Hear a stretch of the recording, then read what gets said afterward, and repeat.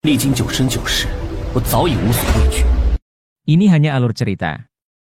Dan jika suka alur ceritanya, mohon tidak lupa untuk di-subscribe dan di-like, terima kasih. Langsung saja ke alur ceritanya. Sementara itu, di tempat lain di sekte Jianghe. Jianghe terletak di antara pegunungan yang membentang luas, dengan pavilion yang tak terhitung jumlahnya, dan murid luar saja, jumlahnya sudah mencapai ratusan ribu. Secara keseluruhan, Jianghe merupakan pemimpin di wilayah timur laut tanah Jiuyu. Saat ini, di atas sebuah puncak di Jianghe. Puncak itu bernama Puncak Changwang. Di Jianghe, terdapat banyak puncak gunung, dan Puncak Changwang adalah salah satu yang terkenal. Hal ini karena, pemilik puncak ini, adalah Raja Pedang Duchang, salah satu dari 9 Raja Pedang Jianghe. Saat ini, di kaki puncak gunung, seorang pemuda sedang berlatih pedang dengan keringat membasahi dahinya, menggenggam pedang panjang. Masih belum bisa. Perlahan, sosok itu menghentikan latihannya dan menyeka keringat. "Hai, Yan Guifan, kamu sedang latihan pedang lagi?" Terdengar suara ejekan. Pemuda yang sedang berlatih itu, tak lain adalah Yan Guifan. Sudah beberapa bulan sejak ia masuk ke Jianghe, namun hingga kini, ia belum juga menembus alam marsyal bumi. Hal ini membuatnya sangat frustrasi. "Lihi, ada apa?" Wajah Yan Guifan tampak dingin. "Hei, adik Yan, jangan so galak." Pemuda bernama Lihi itu datang bersama beberapa orang, diam-diam mengepung Yan Guifan dari segala arah. "Bukankah batu spiritual yang dibagikan sekte itu ada padamu? Seharusnya kamu berbakti pada para senior kan?" Lihi tertawa. Mendengar ini, wajah Yan Guifan tetap datar. Masuk ke Jianghe, awalnya ia mengira akan hidup makmur, dan bisa menjadi kuat, mengangkat negara perbatasan Nanyan, menjadi lebih hebat dari 3 negara perbatasan besar lainnya. Namun, baru setelah sampai di Jianghe, ia sadar bahwa pikirannya terlalu naif. Selama beberapa bulan ini, ia belum menembus alam marsyal bumi, bukan karena kurang berbakat, melainkan karena tidak memiliki cukup ilmu jarab dan batu spiritual. Sebagian besar pil dan batu spiritual yang dibagikan sekte, telah dirampas oleh para murid senior, sehingga ia hanya bisa berlatih keras dan mengumpulkan perlahan. Level 9 alam jiwa, di negara perbatasan, sudah termasuk murid jenius tingkat atas, namun di Jianghe, ia hanya murid paling dasar. Jika bukan karena ia memiliki token inti, dan masuk ke puncak Changwang, salah satu dari 9 Raja Pedang, mungkin saat ini, ia baru menjadi murid luar. Tapi bahkan begitu, keadaannya tetap sulit. "Lihi, bulan lalu aku sudah memberikannya padamu," dengus Yan Guifan. "Kalau sudah habis, boleh minta lagi kan?" Lihi menyeringai, "Yan Guifan, jangan so berani. Aku tahu kamu pangeran dari kerajaan Nanyan, tapi mungkin kamu tidak tahu, kerajaanmu itu cuma kerikil kecil bagi Jianghe. Jangankan Raja Changwang, kakak senior kami di puncak Changwang saja, sekali turun tangan, sudah cukup untuk menghancurkan kerajaan Nanyan. Jadi sebaiknya, singkirkan arogansimu, dan serahkan batu serta pil spiritualmu dengan baik." Mendengar ini, wajah Yan Guifan memerah. "Apa kamu mau memaksa mimpi?" Mata Yan Guifan memancarkan keteguhan. Ia berteriak dingin, mengangkat pedang, dan menyerang. "Kalau begitu, biar kakak senior melihat seberapa besar peningkatanmu." Lihi menyeringai dan melangkah maju. Yan Guifan langsung menebas pedangnya. Kali ini ia tak akan mundur lagi. Phoenix menghadap langit. Membersihkan abis jiwa. Sekejap, keduanya saling bertarung. Energi pedang memenuhi udara, suara dentingan senjata tiada henti. Terdengar ledakan, namun karena perbedaan tingkat kekuatan yang terlalu besar, dalam 5 jurus saja, darah mengalir dari sudut mulut Yan Guifan, dan ia jatuh ke tanah. "Sampah." Lihi mencibir, "Bagaimana? Mau menyerahkannya atau tidak?" Ia mengarahkan pedang ke Yan Guifan dan berkata dengan dingin, "Kalau tidak mau menyerahkannya, jangan salahkan jika aku bersikap kejam. Pertarungan antar murid, putus tangan, atau kaki itu biasa." Wajah Yan Guifan pun pucat. "Kamu mau aku serahkan?" "Mimpi." Mata Yan Guifan bersinar tegas, ia berteriak dingin dan kembali mengangkat pedangnya. Boom! Jatuh lagi. Lihi memandangi Yan Guifan, sedikit terkejut, anak ini hari ini tampak berbeda. Sepertinya, sudah tak tahan dihina ya. Li Hi menyeringai, sayangnya, kakak senior harus memberitahu kamu. Di Jianghe, kalau tak punya kekuatan tapi sok hebat, ujung-ujungnya cuma mati. Setelah berkata demikian, Li Hi mengangkat pedang dan langsung menebas. Klang. Namun, di saat itu juga, sebuah batu melayang, menepis pedang panjang itu, dan terdengar suara lembut yang manis. Benar, kalau tidak punya kekuatan lalu sok hebat, itu namanya cari mati. Setelah ucapan itu selesai, Yan Guifan melihat di sampingnya, seorang sosok perempuan dengan gaun panjang, berdiri dengan tangan di belakang punggung dan senyum tipis di wajahnya. Kamu Yan Guifan kan? Melihat Yan Guifan, wanita muda itu tersenyum ringan dan berkata, Halo. Halo. Yan Guifan terpaku. Siapa kamu? Dengusan dingin terdengar saat itu juga, memotong percakapan mereka berdua. Wanita muda itu hanya tersenyum tipis dan menatap mereka semua. Kalian semua, mulai hari ini, bukan lagi murid Jianghe. Pergi dari sini. Suaranya dingin tanpa nada tinggi, namun ucapannya membuat bulu kuduk merinding. Ini puncak Changwang, jangan sembarangan. Sembarangan? Wanita itu tersenyum tipis dan berkata, kalau kalian tidak segera pergi sekarang, nanti mungkin sudah terlambat untuk bisa pergi. Mendengar itu, Li Hi dan yang lainnya kaget. Wanita ini kelihatannya lebih muda dari mereka, tapi ucapannya sangat sombong. Namun, karena Yan Guifan hanyalah murid baru di Jianghe, maka, mustahil memiliki dukungan kuat, Li Hi pun memberanikan diri. Adik, apa dia pacarmu? Hehe, wanita cantik menyelamatkan pahlawan. Kurang ajar. Tiba-tiba, suara berat terdengar dengan jelas. Bersamaan dengan suara itu, sesosok bayangan turun saat itu juga. Tuan Changwang. Melihat sosok yang datang, Li Hi buru-buru memberi hormat. Wei Yu, kenapa kamu datang ke puncak Changwang? Pria yang muncul itu tersenyum ringan dan berkata, Kudengar, ayahmu baru saja menghukummu, apa kamu kabur lagi? Saat itu, Yan Guifan pun terkejut. Pria di depannya itu jelas dikenalnya. Du Chang, salah satu dari 9 Raja Pedang Jianghe, dan juga pemilik puncak Changwang, merupakan tokoh tingkat tinggi di Jianghe. Paman Chang, jangan bilang, kamu yang menyuruh ayah mengurungku.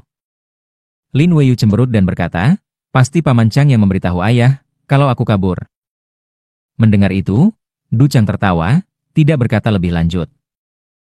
Paman Chang, aku datang ke sini hari ini, untuk membalas budi seseorang, dan ingin meminta satu orang untuk tinggal bersamaku. Oh, orang itu dia. Lin Weiyu menunjuk Yan Guifan. Kamu? Raja Chang menatap Yan Guifan, dan sedikit terkejut. Tuan Puncak Changwang, murid Yan Guifan. Yan Guifan segera memberi hormat. Bagi Raja Chang, tentu tidak mungkin mengingat semua murid di puncaknya. Karena Wei Yu menyebut namamu, maka mulai sekarang, kamu akan ikut Wei Yu. Du Chang mengangguk dan berkata, Wei Yu adalah putri kesayangan kepala pavilion, dan puncak Wei Yu juga salah satu puncak terkenal di Jianghe. Jangan sampai bermalas-malasan. Mendengar ini, kepala Yan Guifan seperti meledak. Puncak Wei Yu. Lin Wei Yu. Wanita ini adalah Lin Wei Yu, putri kesayangan ketua pavilion Jianghe, Lin Tianya. Apalagi yang kamu tunggu? Ya, saya bersedia menerima perintah Tuan Puncak. Yan Guifan segera berdiri dan berjalan ke sisi Lin Weiyu. Hehe, kalau begitu, terima kasih Paman Chang. Lin Weiyu tampak ceria, melambaikan tangan, dan membawa Yan Guifan meninggalkan puncak Changwang. Du Chang menatap Li Hi dan yang lainnya, lalu melambaikan telapak tangannya. Terdengar bunyi ledakan rendah, dan dalam sekejap, Li Hi dan yang lain merasa, dantiannya hancur seketika. Tuan Puncak, ampuni kami, ampuni kami. Wajah Li Hi pucat pasi, dan dia berlutut. Berani menyinggung putri ketua pavilion, hukumannya adalah mati. Tapi kalian, hanya dihapus dantiannya, dan nyawa kalian masih bisa diselamatkan. Mulai hari ini, kalian dikeluarkan dari puncak Changwang, pergi ke gerbang luar, dan menjadi pelayan murid. Setelah ucapan Du Chang selesai, sosoknya pun menghilang. Wajah Li Hi dan yang lainnya langsung suram. Tanpa kekuatan kultivasi, mereka pasti akan disiksa oleh para murid yang dulu mereka tindas. Namun saat itu, di tempat lain, Yan Guifan mengikuti Lin Weiyu, berjalan dengan hati-hati. Kamu tak perlu takut padaku. Lin Weiyu meletakkan tangannya di belakang punggung, dan berkata dengan senyum, aku hanya berjanji pada orang itu untuk menjagamu selama kamu di Jianghe. Mulai sekarang kamu akan berlatih di puncak Weiyu, tak akan ada yang berani menindasmu. Terima kasih, Senior Lin. Bagaimana kamu bisa mengenal orang itu? Tanya Lin Weiyu tiba-tiba. Yan Guifan terkejut, lalu memberi hormat dan berkata, Senior Lin maksudnya Tuan Qinyang? Tuan? Aku rasa dia tak pantas disebut Tuan. Orang itu hanya suka mencari masalah, dan sangat sombong. Kata Lin Weiyu dengan nada kesal. Mendengar nada bicara Lin Weiyu, sepertinya dia tidak punya kesan baik pada Qinyang. Yan Guifan pun jadi serba salah. Ehem. Lin Weiyu berdeham dan berkata, kalau begitu, katakan saja, dari mana asal orang itu? Muncul dari Kekaisaran Beiming, tapi sangat sombong.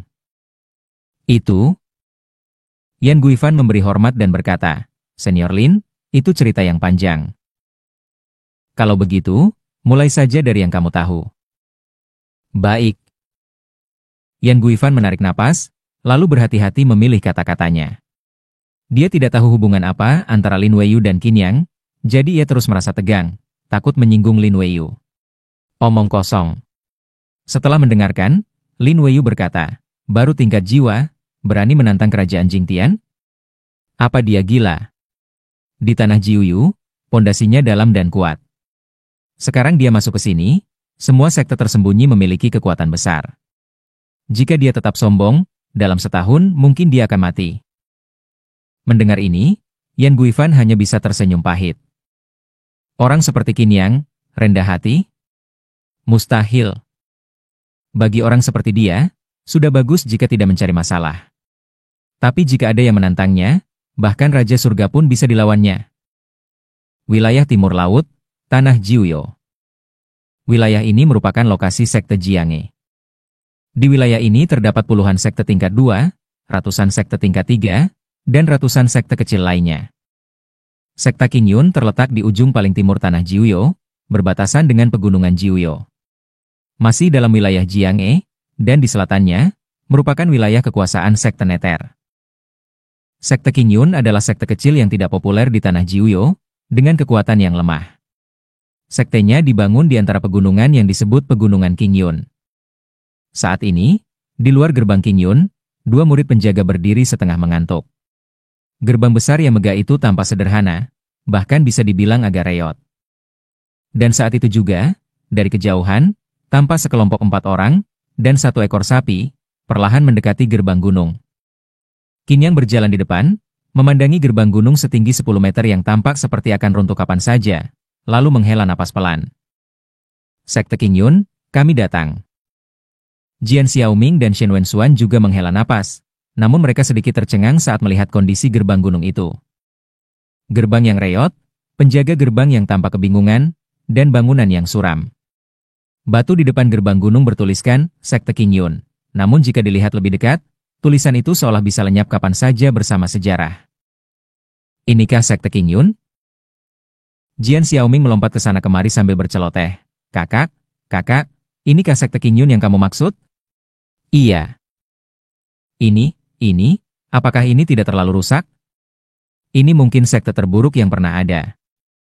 Jian Xiaoming tak bisa menahan diri untuk berteriak saat itu juga. Sepanjang perjalanan, mereka telah melihat banyak kota dan wilayah sekte. Namun, tak satu pun yang kondisinya lebih menyedihkan dari sekte Qingyun ini. Dari segala sisi, sekte Qingyun tampak seperti akan runtuh. Mana mungkin ini disebut sekte ternama? Kenapa Qinyang memilih tempat ini? Menghadapi teriakan Jian Xiaoming, Qinyang hanya tersenyum ringan dan berkata, inilah tempatnya, sekte Qingyun, benar-benar membawa nostalgia. Seperti yang telah dikatakan, sekte Qingyun memang bukan sekte yang kuat, dulu pun tidak, sekarang apalagi. Sekte Qingyun dinamai berdasarkan nama pendirinya, Venerable Qingyun, yang mendirikan sekte ini untuk muridnya. Hanya ada beberapa lusin murid di sekte ini, semuanya adalah murid yang dulu diterima Qingyun. Belakangan, para murid itu satu persatu menjadi sukses, dan sekte Qin Yun hanya tinggal nama, walaupun tampaknya masih dipertahankan keberadaannya. Qin Yang sendiri tidak tahu detailnya. Namun para murid Qin Yun dulunya adalah tokoh-tokoh hebat, terutama beberapa yang terkuat seperti Tian Qingxi, Ming Yuan, dan Jia Ninshan. Murid lainnya tidak bisa melawan waktu, kekuatan mereka tidak mencukupi, usia pun tak cukup panjang, sehingga sekarang mereka sudah tiada. Waktu adalah senjata terbaik untuk membunuh segalanya. Kakak, tunggu dulu. Jian Xiaoming menarik tangan Qin Yang saat itu juga, dan berkata dengan cemas, kakak, dengan bakatmu, jika kamu masuk ke salah satu dari 4 sekte besar, mereka pasti berebut untuk menerimamu. Walaupun kekuatan Shen Wenxuan tak seberapa, tapi kemampuan alkimianya sangat hebat, Xing dan Pavilion pasti sangat ingin merekrutnya. Sedangkan aku, ilmu pedangku luar biasa, dan niat pedangku sangat kuat. Aku adalah jenius ilmu pedang terbaik selama jutaan tahun terakhir. Di masa depan, aku pasti akan melampaui jenius pendekar pedang leluhurku. Jadi, sudah pasti banyak sekte yang akan berusaha keras mengajakku bergabung. Mendengar itu, ekspresi Shen Wenxuan menjadi aneh. Dia lemah? Sepertinya dari bertiga, Jian Xiaoming lah yang paling lemah kan? Lagi pula, seorang alkemis spiritual juga membutuhkan tubuh yang kuat. Kekuatan fisik tak bisa diremehkan. Justru karena meramu pil spiritual, kultivasinya bisa meningkat jauh lebih cepat dari petarung biasa. Jian Xiaoming menahan Qin Yang, dan akhirnya berkata, pokoknya, bagaimanapun juga, kita bertiga tidak bisa bergabung sebagai murid di sekte ini. Siapa bilang aku datang untuk menjadi murid? Qin Yang tersenyum santai saat itu. Begitu kata-kata itu diucapkan, ia berjalan menuju gerbang gunung. Saat itu juga, 2 murid penjaga gerbang, bersama beberapa pelayan penyapu halaman, semuanya memandang ke arah mereka. Kakak-kakak, kalian ingin bergabung ke sekte Qin Yun kami? Seorang murid langsung menghampiri mereka dengan senyum ramah dan berkata, aku Lu Chen, murid luar sekte Qin Yun. Kakak, kalau kamu ingin bergabung, kamu bisa mendaftar padaku. Tubuh Lu Chen agak kurus dan tampaknya cukup ramah. Ia memandangi Qin Yang dan yang lainnya, lalu berkata, kalian bertiga memenuhi syarat sebagai murid sekte Qin Yun. Tapi orang tua ini, lupakan saja, usianya terlalu tua. Dan kerbau ini, sekte kami tidak menerima binatang spiritual sebagai murid, apalagi hewan ternak. Mo. Mendengar itu, Xiao Qing langsung melenguh marah. Ini jelas penghinaan terhadap kerbau. Melihat si kerbau marah, Lu Chen tersenyum canggung, lalu menarik Qin Yang dan berkata pelan, kakak, sejujurnya, sangat sulit bagi sekte kami untuk merekrut murid. Itulah sebabnya para tetua sekte berkata, siapapun yang berhasil merekrut murid akan diberi hadiah 10 batu spiritual. Jadi, kalau kalian bertiga bergabung, aku bisa dapat 30 batu spiritual. Nanti aku akan berikan 15 kepada kalian bertiga. Bagaimana? Lu Chen melihat pakaian mereka dan berkata lagi, sepertinya kalian bukan penduduk asli tanah Jiuyo kan? Bagaimana kamu tahu? Tanya Jian Xiaoming penasaran.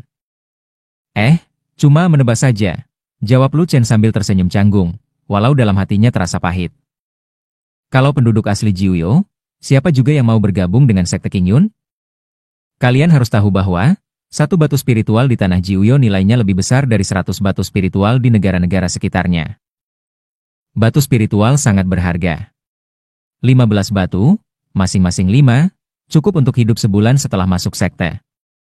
Mendengar ini, Jian Xiaoming dan Shen Wenxuan saling pandang dengan ekspresi aneh. Kakak, lihatlah, mereka sampai sebegitu miskinnya untuk merekrut orang, aku rasa sekte Qin Yun ini sudah hampir bubar, ayo kita pergi. Jian Xiaoming berkata cemas. Sekte ini benar-benar aneh, sama sekali tidak tampak seperti sekte yang layak. Mau pergi kemana? Qin Yang menatap Lu Chen saat itu dan berkata dengan tenang, saudaraku, tolong beritahu para tetua sektemu bahwa aku datang untuk menjadi ketua sekte. Begitu kata-kata itu diucapkan, suasana di depan gerbang menjadi hening. Angin bertiup pelan, menggugurkan dedaunan, dan terdengar sayup-sayup suara gagak. Apa kamu bilang? Apa kamu bilang? Hampir bersamaan, Lu Chen dan Jian Xiaoming menatap Qin Yang dengan tatapan tak percaya. Aku, Qin Yang, datang untuk menjadi suzerain, ujar Qin Yang lagi. Tolong bantu sampaikan. Mendengar itu, tatapan Lu Chen pada Qin Yang berubah seperti melihat orang gila. Ia menarik napas dalam-dalam, lalu berkata dengan nada datar, "Qin Yang kan? Silakan pergi dari sini." Lu Chen menahan amarah dalam hati. Ia sudah membantu dengan niat baik, tapi hasilnya? Orang ini malah mempermainkannya. Datang untuk menjadi suzerain? Walaupun sekte Qingyun memang tidak punya suzerain saat ini, bukan berarti sembarang bocah ingusan bisa mengklaim posisi itu. Seolah telah memperkirakan ini sebelumnya, Qin Yang melambaikan tangannya dengan tenang. Saat itu juga, Lao Wei maju selangkah, menatap gerbang gunung, lalu berkata dengan suara berat, "Para tetua sekte Qingyun, keluarlah dan temui kami." Teriakan itu menggema di seluruh pegunungan, membuat gerbang gunung sekte Qingyun bergetar, seolah akan runtuh kapan saja. Saat itu, Lu Chen merasakan gendang telinganya bergetar, dan seluruh tubuhnya gemetar. Dengan satu teriakan itu saja, bahkan ahli tingkat Tianwu pun belum tentu mampu menandingi. Apakah orang tua ini sebenarnya adalah tokoh dengan kekuatan yang hebat? Dan pada saat itu, di sekte Qingyun, tepatnya di Aula Qingyun. Saat ini, di dalam Aula Qingyun, lebih dari selusin sosok berkumpul bersama.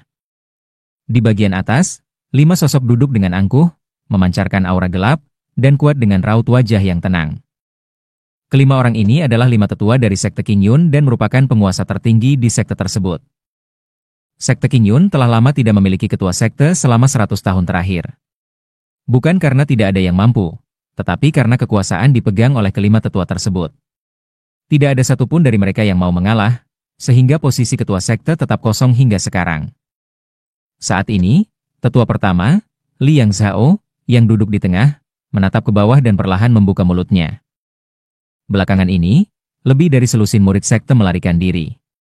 Menurut kalian, bagaimana cara menyelesaikan hal ini? Tetua pertama, Liang Zhao, bertubuh kekar dengan rambut putih, tampak cukup berwibawa, dan suaranya juga lantang saat berbicara. Masalah ini harus diselidiki secara menyeluruh. Di samping tetua pertama, seorang pria tua berambut abu-abu mendengus, "Meskipun sekte Qingyun kita tidak pernah kuat dari generasi ke generasi, kita tidak boleh membiarkan murid-murid melarikan diri seenaknya." Apa-apaan ini? Tetua kedua benar. Seorang tetua berpakaian ungu mengangguk dan berkata, "Murid-murid ini jelas tidak memiliki rasa hormat terhadap aturan sekte. Saya menyarankan agar kita mengirim murid untuk menangkap semua murid yang melarikan diri itu, dan menghukum mati mereka tanpa ampun dalam pertemuan sekte, agar bisa mengguncang aturan sekte kita."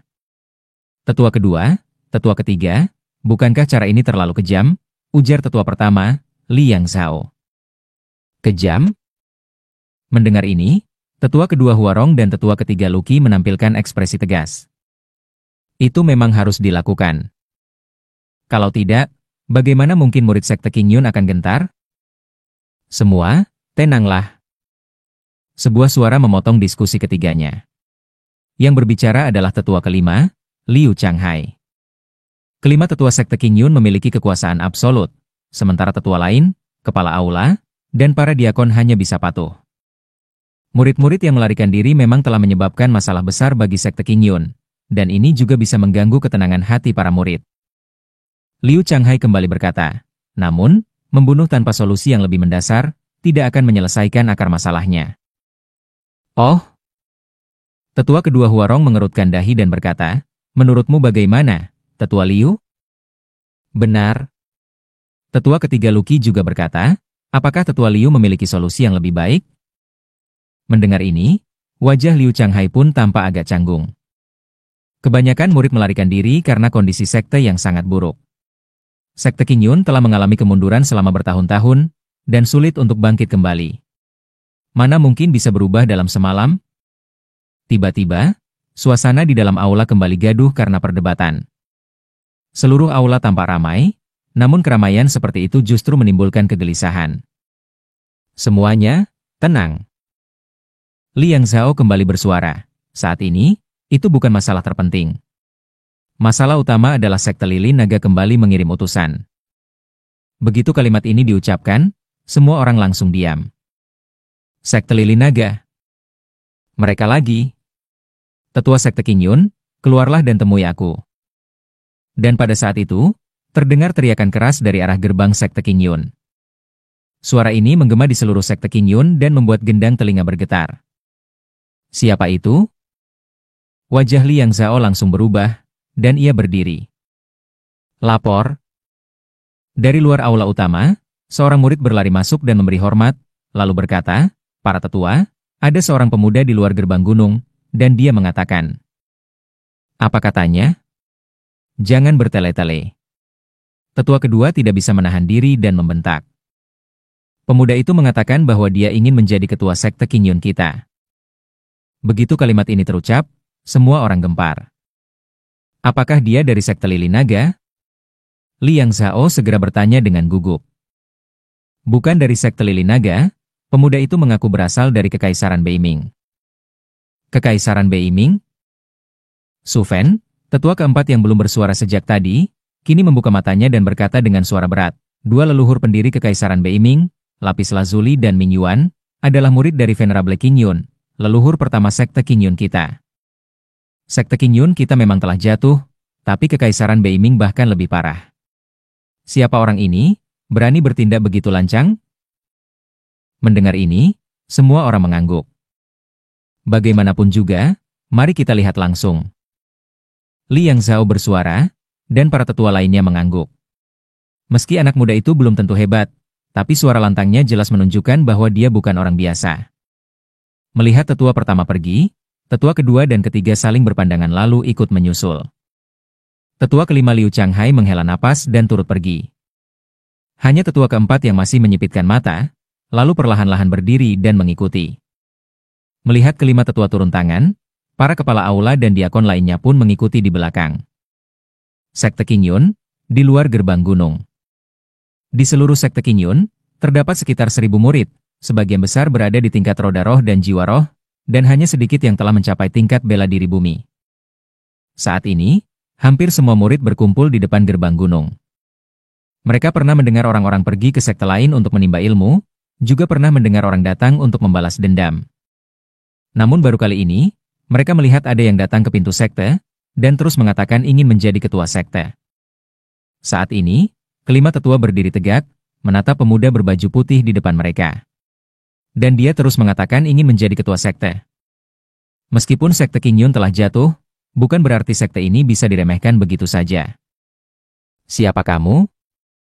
Dari Kekaisaran Beiming, aku Qin Yang. Qin Yang tersenyum ringan dan berkata, aku datang kali ini untuk menduduki posisi ketua sekte Qingyun. Lucu sekali. Tetua ketiga, Luqi, tertawa dan berkata, anak ingusan, kamu cari mati rupanya. Seburuk-buruknya sekte Qingyun, kami tetaplah sekte besar. Kalau kamu jadi ketua sekte, bukankah sekte Qingyun akan jadi bahan tertawaan seluruh sekte di tanah Jiuyu? Qin Yang melirik Luqi dan berkata sambil tersenyum, bukankah sekte Qingyun sekarang juga sudah jadi bahan tertawaan? Untuk menerima murid saja harus membujuk dan merayu. Sekte Qingyun kalian ini sudah diambang kehancuran. Begitu kata-kata ini diucapkan, para tetua langsung marah. Nada bicara ini benar-benar menyulut emosi. Venerable Qingyun mendirikan sekte Qingyun dulu, meski tidak ingin menjadikannya sekte papan atas, namun juga tidak ingin melihatnya jatuh seperti sekarang. Hari ini, aku memberi kalian kehormatan besar dengan menjadi ketua sekte Qingyun. Kalau tidak, kehancuran sekte Qingyun hanya tinggal menunggu waktu. Tetua kedua langsung berteriak, sombong sekali, maksudmu sekte Qingyun hanya bisa bertahan dan bangkit kalau dipimpin olehmu, Qin Yang? Benar sekali. Qin Yang tersenyum dan mengangguk. Begitu kata-kata ini terucap, semua orang tercengang. Jian Xiaoming juga tertegun. Ia selalu mengira Qin Yang datang untuk menjadi murid, namun tak disangka, Qin Yang benar-benar berniat menjadi ketua sekte. Tapi bagaimanapun juga, sekte Qingyun tetaplah sebuah sekte. Posisi ketua sekte tidak bisa sembarangan diberikan kepada orang luar kan? Tatapan tetua agung tidak tertuju terlalu lama pada Qin Yang, melainkan pada penjaga tua di samping Qin Yang. Suara keras tadi seharusnya berasal dari mulut lelaki tua itu. Qin Yang tampak sombong, tetapi dengan kehadiran lelaki tua yang kuat di sisinya, ini jelas bukan hal yang sederhana. Perlahan, tetua agung berkata, jabatan penguasa sekte Qingyun selama ini selalu berasal dari para murid yang jenius atau dari tetua tinggi sekte. Kamu bukan murid sekte Qingyun, juga bukan tetua kami. Ini jelas melanggar aturan. Begitu ucapan ini terdengar, Qin Yang tersenyum tipis, bertepuk tangan, dan lencana sekte Qing Yun yang ada di dada Li He, yang berdiri di sampingnya, terjatuh saat itu juga. Qin Yang mengenakan lencana itu, dan berkata sambil tersenyum, "Sekarang aku adalah murid sekte Qing Yun." Qin Yang tahu bahwa, para tetua itu melihat kekuatan Lao Wei, sehingga mereka tidak berani langsung menyerang, dan malah mencoba mempersulitnya. Dia bisa saja langsung menyuruh Lao Wei menyerang untuk mengguncang semua orang, dan langsung duduk di kursi penguasa sekte. Namun, itu bukanlah niat aslinya. Ia datang ke sekte Qing Yun untuk memimpin sekte itu menjadi lebih kuat, agar bisa menarik perhatian orang-orang tertentu. Menjadi murid sekteku tidak semudah itu. Tetua Huarong kembali membentak, "Meskipun kamu terpaksa menjadi murid sekte Qing Yun, jika ingin menjadi penguasa sekte, paling tidak kamu harus memenuhi syarat. 5 murid terbaik sekte Qing Yun semuanya adalah ahli di tingkat bela diri bumi. Meski sekte Qing Yun kita tidak sekuat dahulu, kelima murid itu jauh lebih hebat darimu." Oh, belum tentu. Kali ini, Qin Yang ingin meyakinkan mereka dengan logika. "Bagaimana kalau begini, biarkan kelima muridmu maju, dan aku akan melawan mereka. Jika aku menang, itu cukup untuk membuktikan bahwa aku layak menjadi penguasa sekte." Begitu kata-kata itu terucap, terdengar bisik-bisik di depan gerbang gunung. Qin Yang jelas-jelas datang untuk menantang sekte. Betapa sombongnya anak ini, para tetua sekalian. Aku, Fu Huan, memohon untuk bertarung demi kehormatan sekte, dan membunuh orang sombong dan bodoh ini di depan sekte Qing Yun, demi menegakkan wibawa sekte. Seorang pemuda bertubuh besar maju ke depan saat itu juga.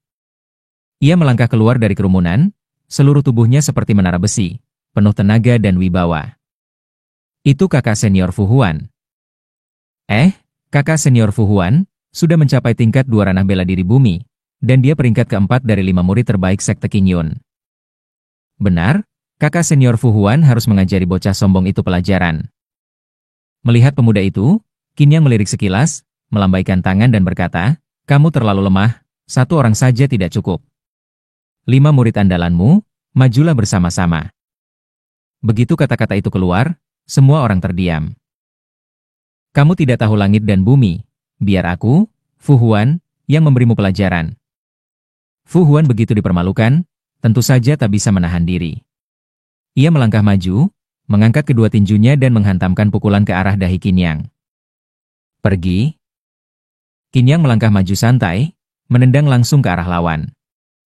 Ia bahkan tidak menggunakan tubuh petir gioknya, hanya membangkitkan tubuh paduan Yin dan Yang, dan dengan satu tendangan, langsung dilancarkan. Boom! Dalam sekejap, tendangan itu bertemu dengan pukulan, terdengar ledakan keras. Dengan dentuman keras, tubuh besar Fu Huan, seperti batu besar, terlempar langsung ke dinding batu di samping gerbang gunung, tubuhnya menancap di dalamnya.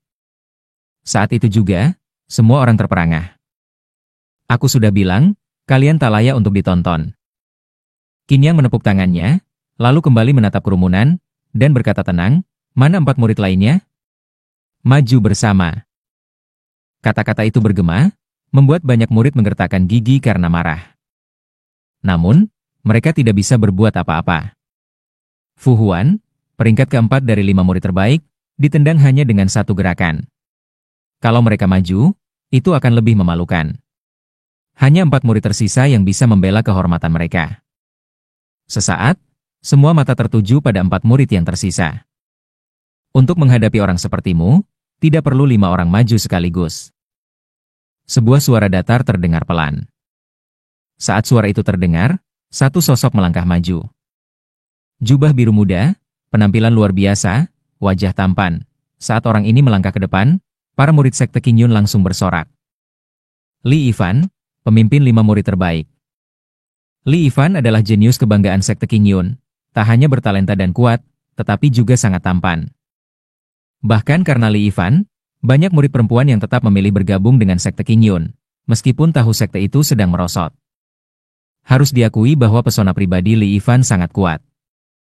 Bahkan beberapa kepala aula dan diakon di sekte Qing Yun tak memiliki status setinggi Li Yifan. Selain itu, karena jabatan penguasa sekte kosong, banyak murid berharap agar Li Yifan bisa menggantikannya, dengan bantuan 5 tetua. Begitu Li Yifan muncul, semua orang tampak bersemangat. Kemunculan murid utama ini, jelas membangkitkan kembali kepercayaan semua orang. Hamba, Li Yifan, murid sekte Qingyun, akan memberimu pelajaran. Melihat Li Yifan, Qin Yang menepuk-nepuk pakaiannya. Aku sudah bilang untuk maju bersama, tapi kalian tidak mau. Kenapa begitu? Ucapannya jatuh, terdengar sangat menyebalkan di telinga orang lain. Orang ini benar-benar angkuh sampai ke puncaknya. Silakan. Meskipun Li Yifan terkenal sabar, saat ini pun ia mulai marah. Ia melangkah maju, aura membunuh muncul, dan pedang panjangnya dihunus. Oh, jadi kamu menggunakan pedang. Qin Yang tersenyum perlahan, melangkah maju, dan kembali melancarkan tendangan. Langkah Raja Gunung Emas, teknik ini selalu kuat kapanpun digunakan. Keng! Dalam sekejap, pedang panjang itu beradu dengan tanda tendangan, terdengar suara dentingan logam. Semua orang tidak percaya dengan pemandangan ini. Kelima tetua saling menatap satu sama lain saat itu juga. Mereka tahu betul kekuatan dan tingkat Li Yifan. Namun, saat keduanya bentrok, tampaknya seimbang. Pemuda ini berada di tingkat 2 ranah bela diri bumi, dan teknik kultivasinya tampaknya berfokus pada pelatihan tubuh. Liu Changhai mengangguk saat itu dan berkata, serangannya tampak lemah, namun sebenarnya bertahan sangat kuat, dan bisa menyerang balik dengan cerdik. Li Yifan berada di tingkat 5 ranah bela diri bumi, tampaknya ia meremehkannya. Semua orang mengangguk. Apa yang dikatakan Liu Changhai memang benar. Li Yifan berada 3 tingkat lebih tinggi dari Qin Yang. Jika bertarung dengan kekuatan penuh, Qin Yang pasti kalah. Kamu cukup hebat, kata Li Yifan datar.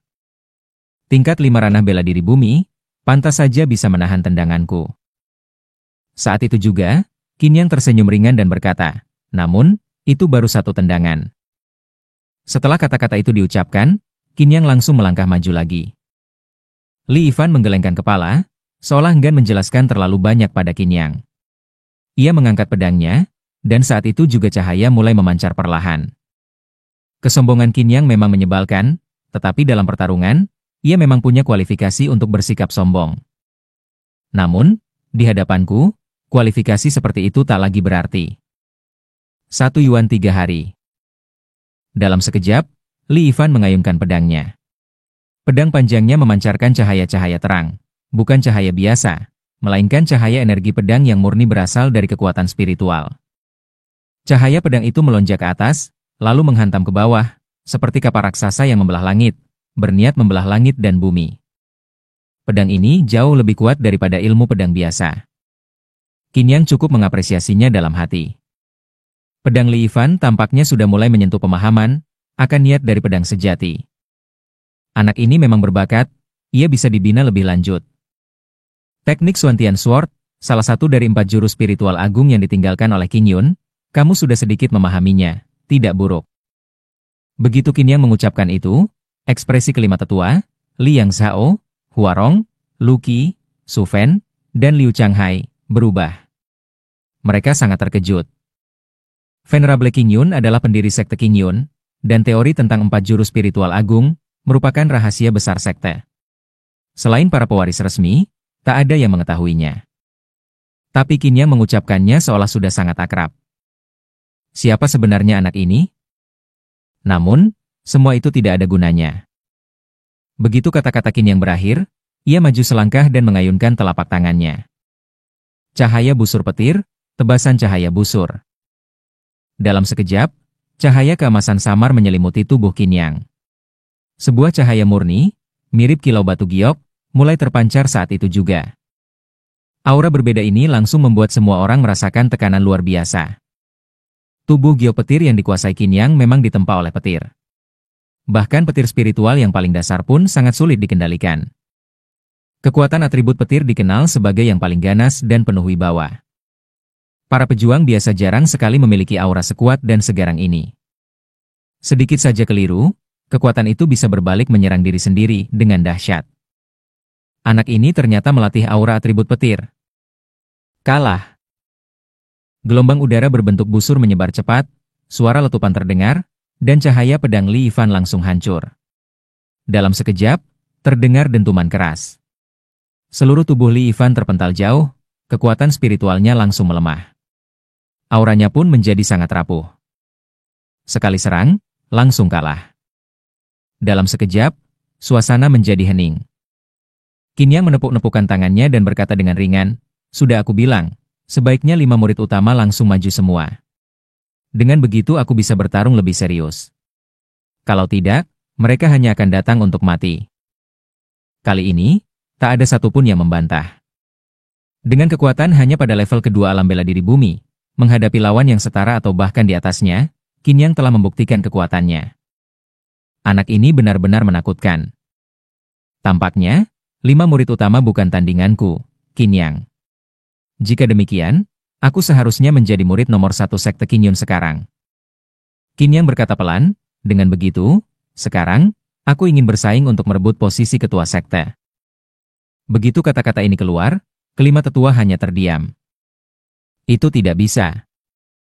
Tetua Su Fen maju saat itu dan berkata, ketua sekte adalah pemimpin sekte.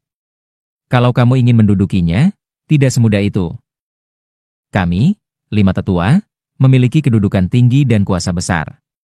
Bahkan jika ada ketua sekte baru, kami berlima jauh lebih cocok daripada dirimu. Qin Yang melirik Su Fen dan berkata tenang, jadi, kalian takut aku tidak mampu mengendalikan sekte Qin Yun? Kalau begitu jangan khawatir, siapapun yang berani menentang kehendakku, akan kubunuh tanpa ampun. Kurang ajar. Sekte Qin Yun, bukan tempatmu untuk bertindak sesuka hati. Su Fen mendengus. Kamu bilang akan membunuh tanpa ampun? Ini sekte, bukan pavilion taman belakang milikmu. Dulu, tempat ini memang pavilion taman belakang milikku. Qin Yang bergumam pada dirinya sendiri dan tersenyum. Apa kalian tidak terima? Begitu kata-kata Qin Yang berakhir, Lao Wei melangkah maju, dan aura dahsyat langsung menekan mereka. Dalam sekejap, wajah kelima tetua berubah. Aura Lao Wei jauh lebih kuat dari mereka semua. Bahkan, mereka tak mampu menilai kekuatan Lao Wei hanya dari auranya. Orang tua ini terlalu mengerikan.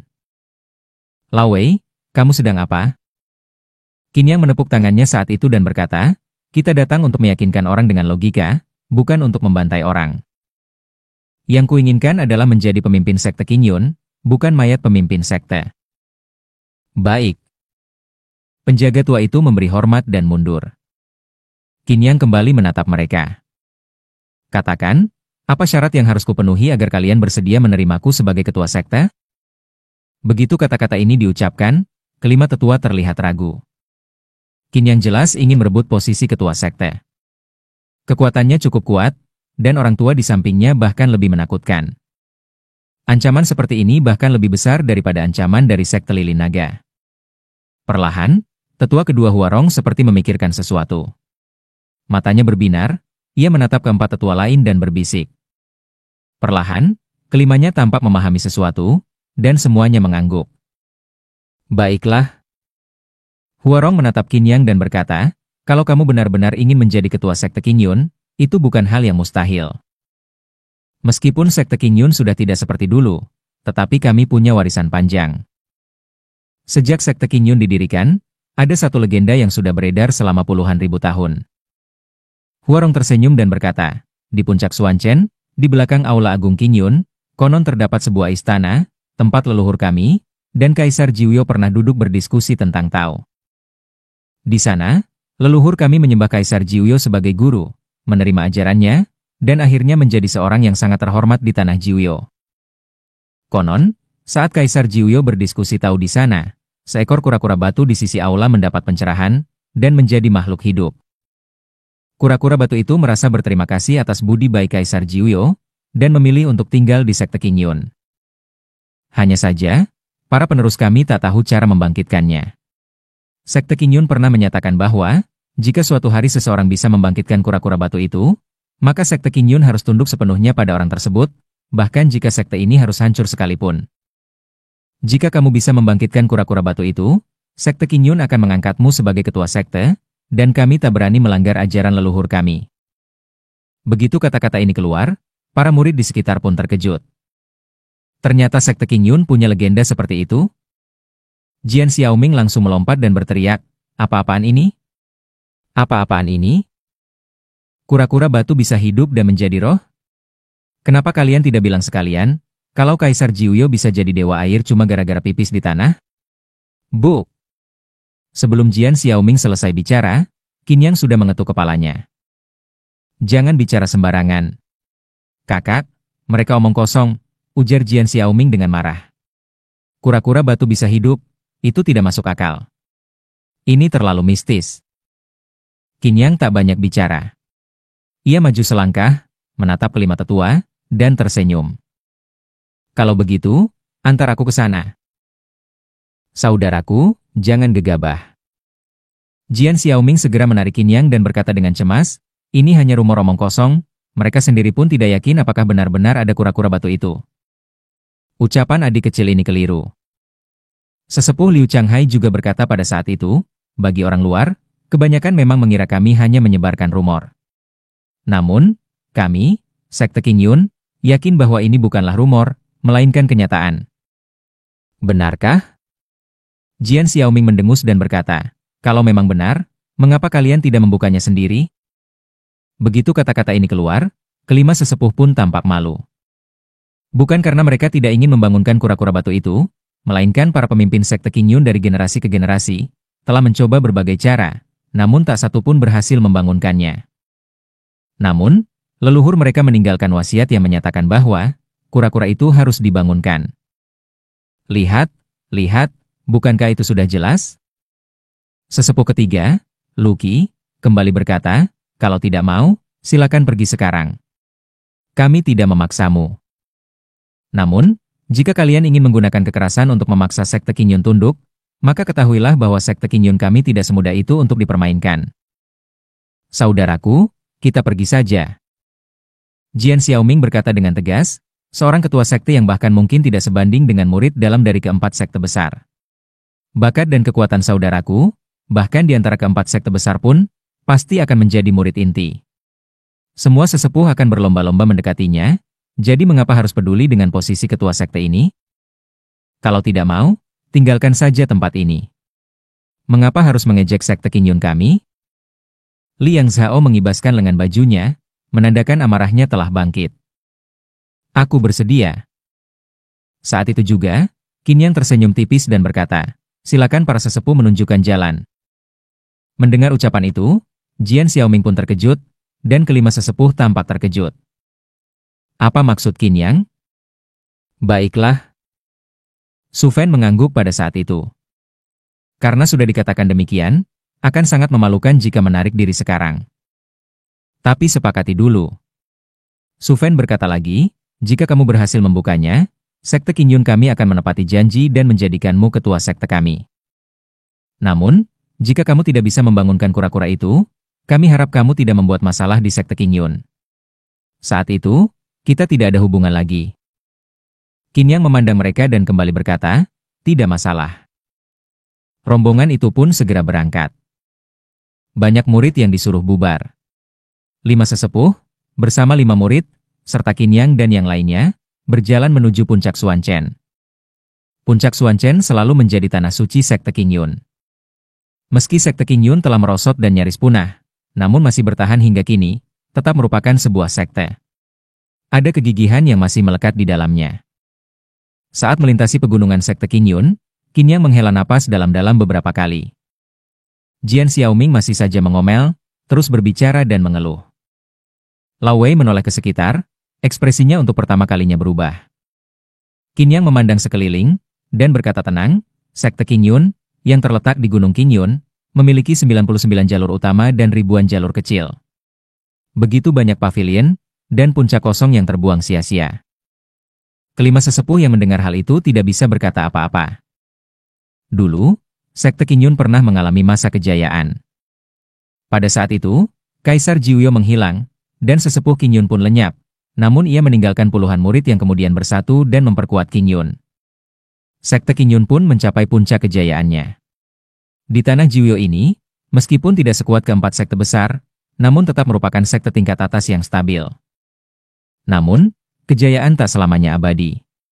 Setelah nama besar sesepuh Qingyun mulai terlupakan, Sekte Qingyun menjadi sasaran keserakahan pihak lain. Perlahan, masalah mulai muncul, dan sejak itu, terus merosot hingga kini. Kini, mempertahankan warisan para leluhur, agar tidak musnah sepenuhnya saja, sudah merupakan hal yang sulit. Lao Wei mengangguk dan berkata, begitu banyak gunung, jika nanti ingin memperluas sekte Qin Yun, kamu tidak perlu repot membangun paviliun dan aula lagi. Qin Yang pun sedikit mengangguk. Para sesepuh dan murid tampak memiliki ekspresi aneh. Liang Zhao memandangi Qin Yang dengan sangat hati-hati, dan menatap Lao Wei dengan sangat waspada. Tuan Muda Qin, aku sungguh tak mengerti. Liang Zhao tak kuasa menahan diri dan berkata, dengan bakat dan kekuatan Tuan Qin, ditambah dengan kultivasi senior ini, masuk ke Jiang-e, sekte Dewa Matahari, kediaman Raja Suci, atau sekte Nether bukanlah masalah. Mengapa begitu terpaku pada sekte Qin Yun kami yang kecil ini? Qin Yang menatap Liang Zhao dan menjawab dengan tenang, karena sekte Qin Yun didirikan oleh Qin Yun, aku ingin memperkuat sekte Qin Yun, dan menjadikannya lebih hebat dari keempat sekte besar. Sungguh besar mulutnya. Li Yifan mencibir, dengan nada mengejek. Kamu itu lawan yang dikalahkan kakakku, diamlah. Jian Xiaoming mendengus, apa yang kamu tahu? Kakakku bukan hanya berbakat dan kuat, tapi juga ahli dalam alkimia. Shen Wenxuan, seorang alkemis tingkat 5, adalah murid alkimia kakakku. Aku juga hebat. Aku adalah calon ahli pedang nomor 1 di Jiuyo. Jian Xiaoming tampak sangat sombong, seolah-olah dia sendiri adalah ahli pedang nomor 1 di Jiuyo, membuat orang ingin menamparnya. Menjadi murid di keempat sekte besar, itu justru memberi kehormatan pada mereka.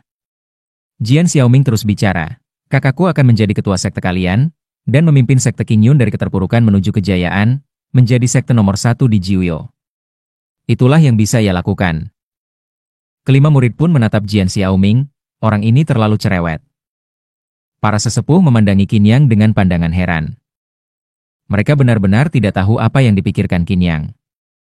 Jika benar seperti yang dikatakan Jian Xiaoming, bahwa ada banyak sekte yang bisa dipilih, mengapa memilih sekte Qin Yun yang hampir runtuh? Rombongan itu melintasi wilayah sekte Qin Yun dan tiba di Aula Qin Yun. Aula Qin Yun dibangun di kaki puncak Xuanchen. Di belakang aula, terdapat deretan rumah. Untuk mendaki puncak Xuanchen, hanya ada satu jalan, yaitu lewat belakang aula. Di arah lain, semuanya adalah tebing curam. Puncak Xuanchen memiliki tinggi sekitar 1000 kaki. Meskipun bukan yang tertinggi di antara pegunungan Qin Yun, namun terlihat paling megah. Saat berdiri di kaki gunung dan menatap ke atas, puncak itu tampak seperti pedang yang menusuk langit. Banyak murid yang ingin menonton, tapi mereka hanya bisa sampai di kaki gunung dan tidak bisa lanjut naik. Puncak Xuanchen bukanlah tempat yang bisa didaki sembarang orang. Itu adalah kediaman sesepuh Qin Yun saat masih hidup.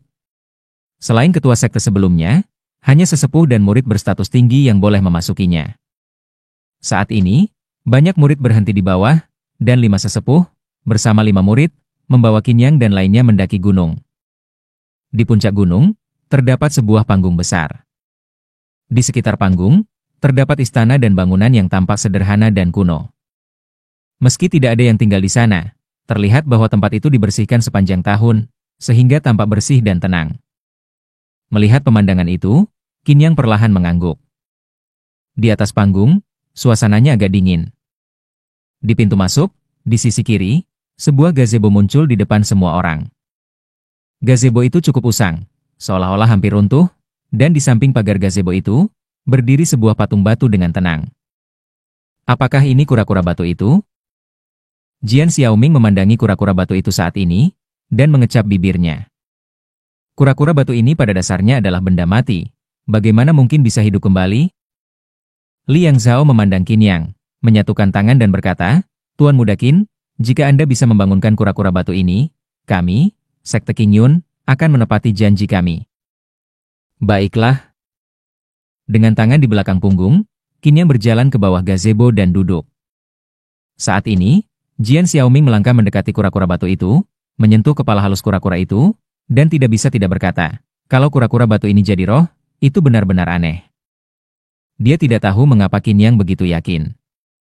Saat ini, kelima tetua juga tampak gugup.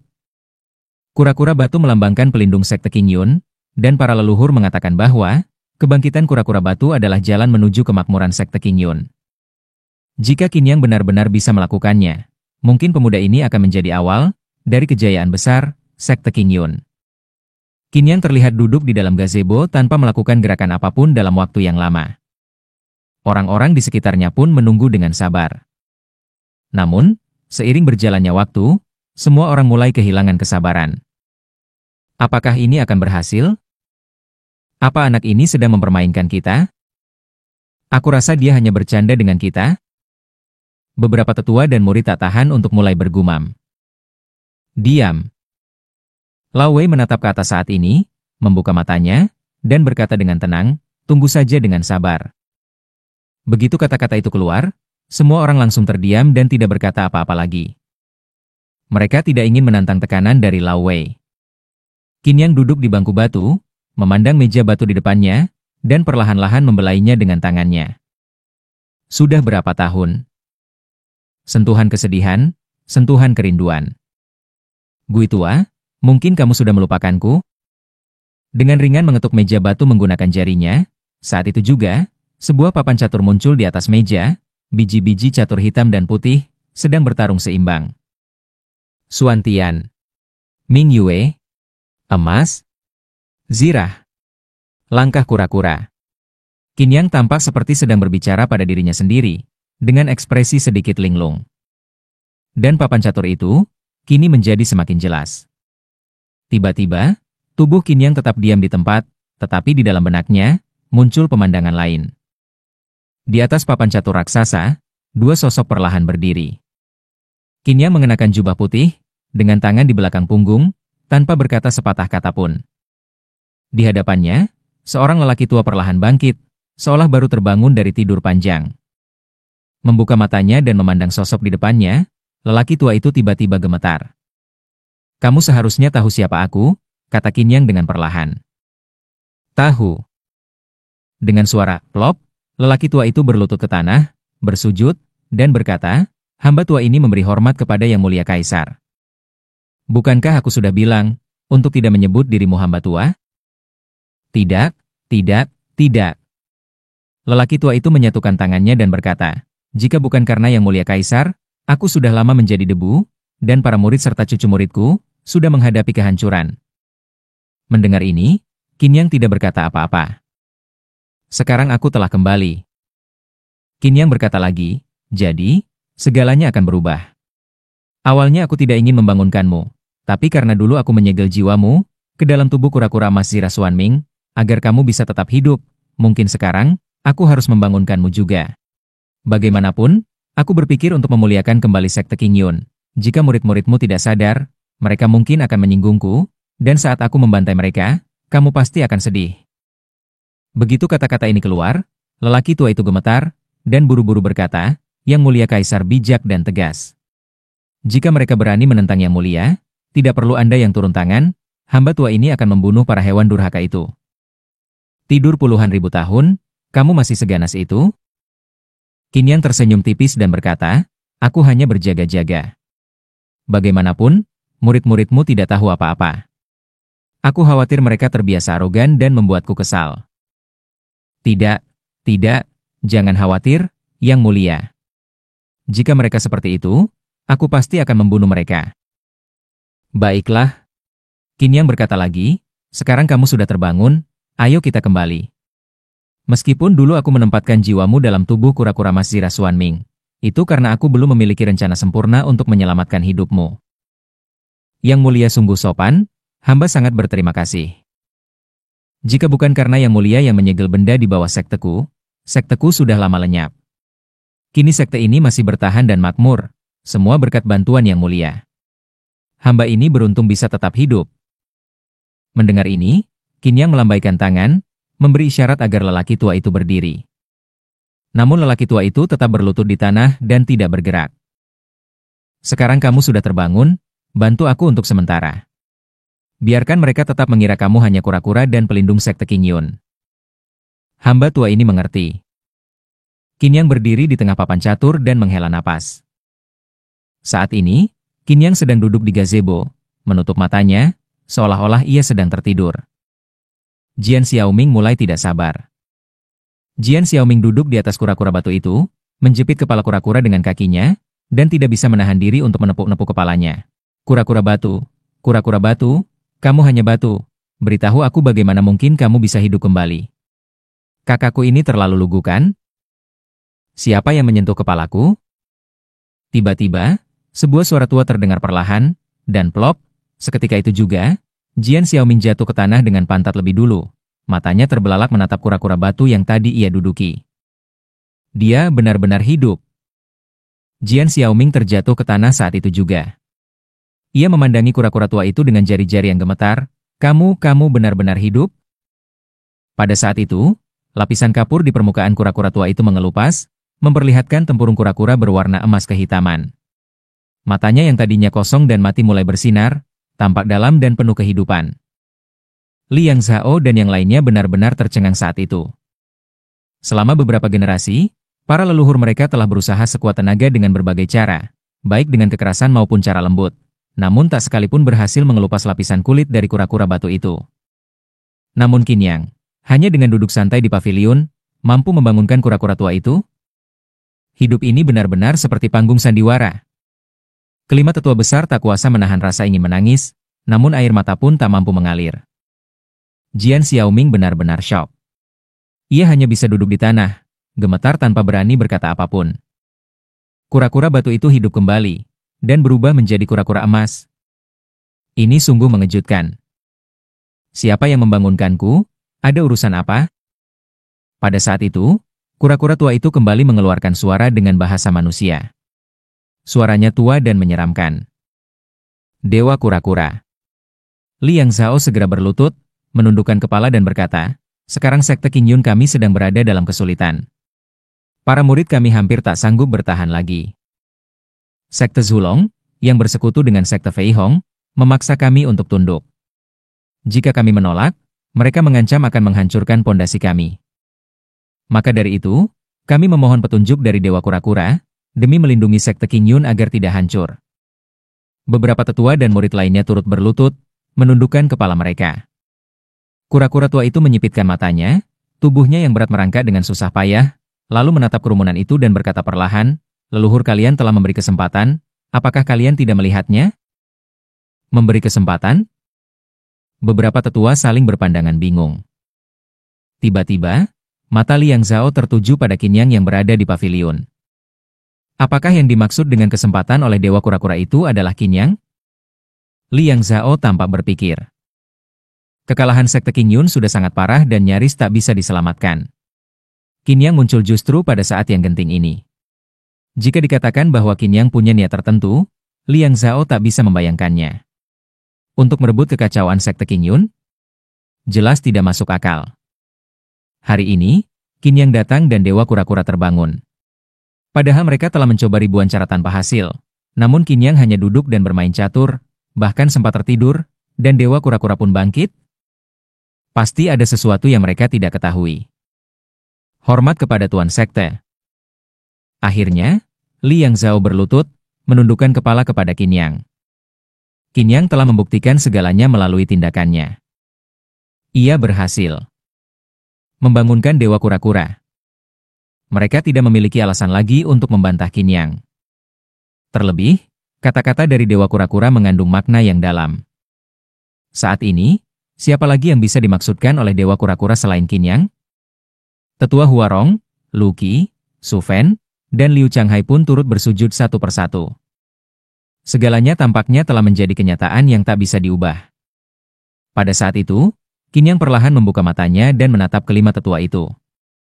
Mulai hari ini, aku adalah ketua sekte Qingyun. Jika ada yang keberatan, katakan sekarang. Jika tidak, aku tidak akan mengampunimu di masa depan. Baik. Liang Zhao mengangguk saat itu juga. Qinyang melangkah ke sisi Dewa Kura-Kura, lalu mengelusnya dengan lembut. Dewa Kura-Kura menutup matanya dengan ekspresi menikmati, membuat kelima tetua tak tahu harus berkata apa. Qinyang ini sungguh luar biasa. Dewa Kura-Kura perlahan berkata, sekarang, ketua sekte yang baru telah muncul. Kalian hanya perlu mengikuti semua perintahnya dengan sungguh-sungguh. Kemakmuran sekte Qingyun ada di depan mata. Jika ada yang berani membangkang, aku akan turun tangan dan membinasakan kalian. Baik. Kini, kelima tetua itu tak berani lagi melawan.